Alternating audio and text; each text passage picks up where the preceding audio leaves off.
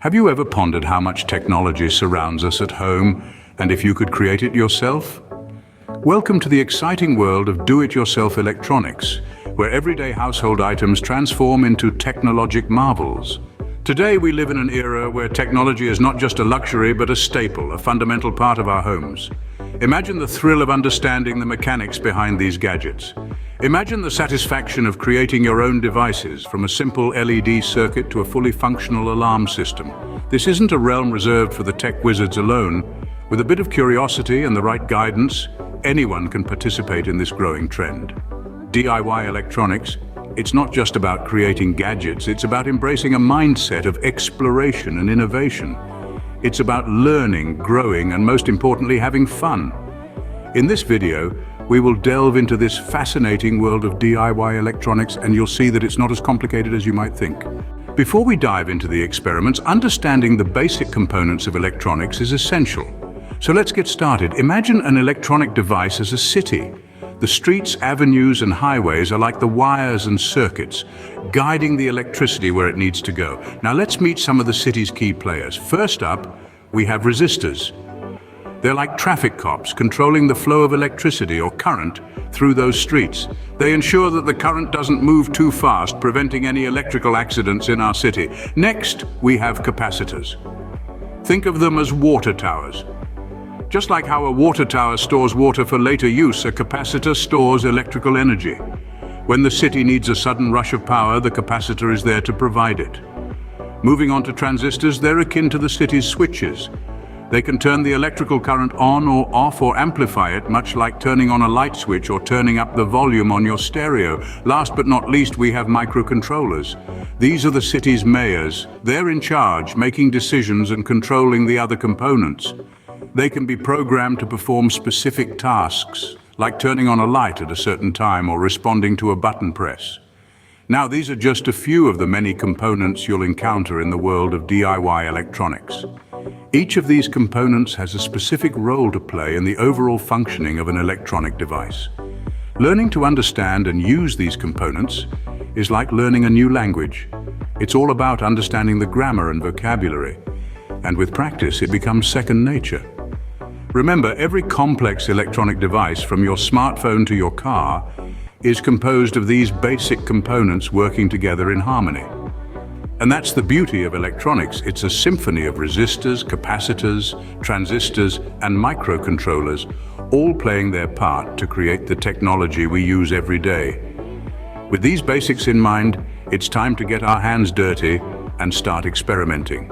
Our first experiment involves something we use daily: lights. We'll build a simple LED circuit.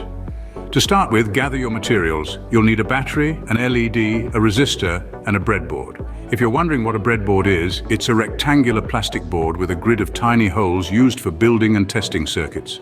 It's a handy tool for anyone dabbling in electronics. Now let's get to the steps. First off, place your battery on your workspace. This is your power source. Safety note here: always be mindful of the positive and negative terminals of your battery. Mixing them up can lead to short circuits. Next, grab your resistor. This little component is crucial because it limits the current flowing through the circuit, protecting your LED from burning out. Connect one end of the resistor to the positive terminal of your battery. Now let's introduce the star of the show, the LED. This stands for light-emitting diode, and it's what's going to give us light. LEDs have two legs. The longer one is the anode, or the positive side, and the shorter one is the cathode, the negative side. Connect the anode of your LED to the other end of the resistor. The final step is to connect the cathode of the LED to the negative terminal of the battery, but we're going to do this via the breadboard. So insert the cathode into one of the holes in the breadboard and then connect a wire from the breadboard to the negative terminal of the battery. And voila, your LED should light up. If it doesn't, don't worry.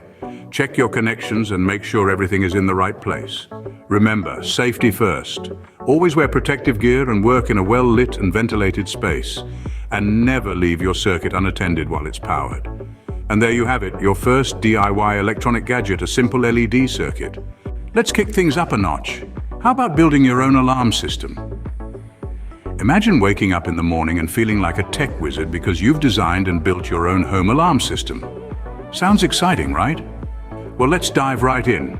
First things first, gather your materials. You're going to need a buzzer, a microcontroller, and some sensors. The buzzer is your alarm's voice. When triggered, it will sound off, alerting you to potential intruders.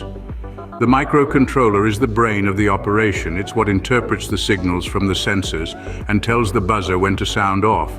And the sensors, they're the eyes and ears. They detect movement or any disturbances and send that information to the microcontroller. Now let's get down to business.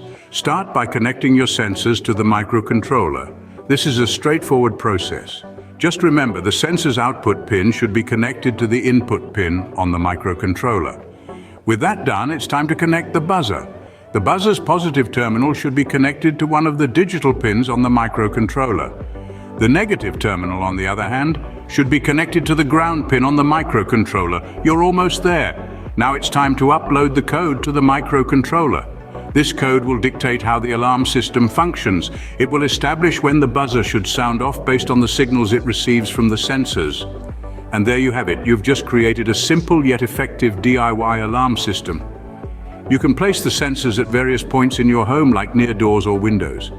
This way, should anyone try to break in, the sensors will detect the movement and send a signal to the microcontroller, which in turn will set off the buzzer. Now, wasn't that a fun little project? You've not only learned something new today, but also created a practical gadget that you can use at home. Congratulations, you've just built your own alarm system. Isn't that exciting? For our final experiment, we'll harness the power of the sun to create a DIY solar charger. Imagine being able to charge your devices using nothing but sunlight. Sounds like a dream, doesn't it? But it's surprisingly simple to make it a reality. First, let's talk about the components we'll need. A small solar panel is the heart of our setup, soaking up sunlight and converting it into electricity.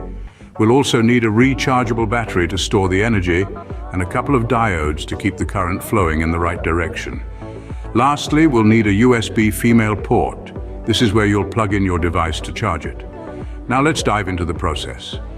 You'll start by connecting the solar panel to the rechargeable battery using the diodes.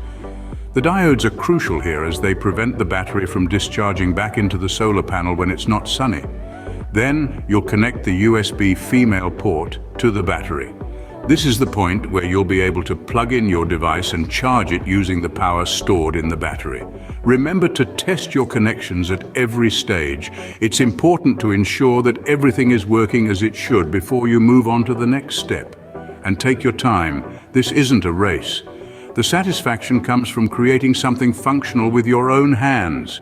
One of the best aspects of this DIY project is its environmental impact. By using a solar charger, you're reducing your reliance on traditional power sources, which often come with a hefty carbon footprint. It's a small step towards a greener planet, and every little bit counts. As with any DIY project, safety is paramount. Always be mindful of your connections and never leave your solar charger unattended while it's charging a device. And voila, a solar charger of your own making. Isn't it amazing what you can do with a bit of knowledge and creativity? We've come far from the basic components to building 3 useful gadgets. We started off with understanding the fundamental principles of DIY electronics. It's the basis of all the magic we conjured today. We then moved on to crafting a simple LED circuit, a small but illuminating step into the world of DIY. From there, we took it up a notch and created a DIY alarm system, proving how simple components can come together to form something that can add value to our daily lives. And finally, we built a DIY solar charger, an eco-friendly gadget that not only saves energy, but also teaches us about renewable energy sources. These experiments are just the beginning of understanding and appreciating the technology that surrounds us. They provide the satisfaction of creating something useful, something tangible, with our own hands. Remember, the world of DIY electronics is vast and exciting, so keep exploring, keep learning, and most importantly, keep creating.